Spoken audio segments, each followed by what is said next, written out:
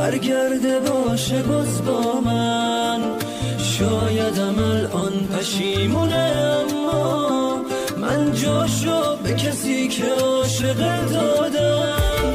واسه خاطر همون دلش نسوخت، ساده دل کند و رفت، همه نامه ها و عکسامون رو سوزون.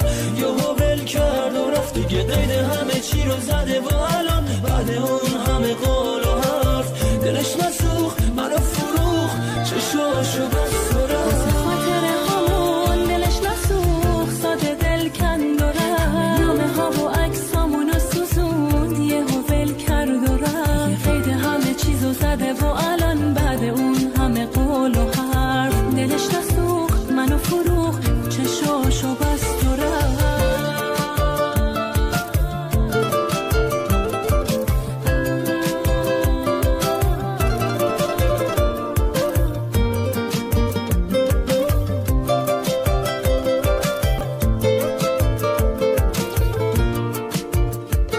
آخه کی مثل من کجای دنیا پای درد و دلای اون میشینه؟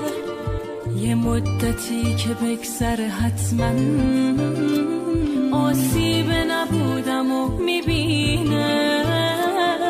خوب میدونست واسه غماش بارونم، خوب میدونست قدرشو میدونم.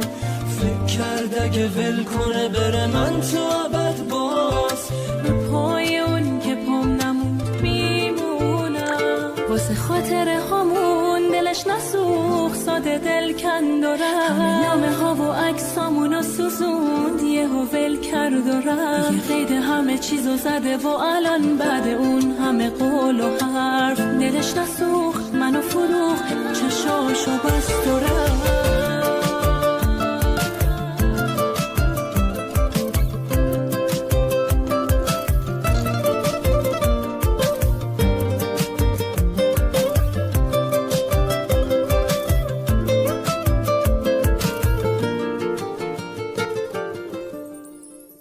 عشق من ناز نکن، عمر ما پایون میگیره.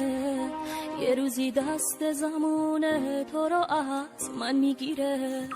وقتی تنها با تو بودن واسه من زندگیه، تو رو دیدن، تو رو خواستن، رو کی از من میگیره. عشق من قلب این عاشق با تو آروم میگیره. همه ناله های من از رو نگاه دوریه. تو رو دیدم، تو رو خواستم، تو رو هر جا میبینم. بی تو با عشق تو من همیشه تن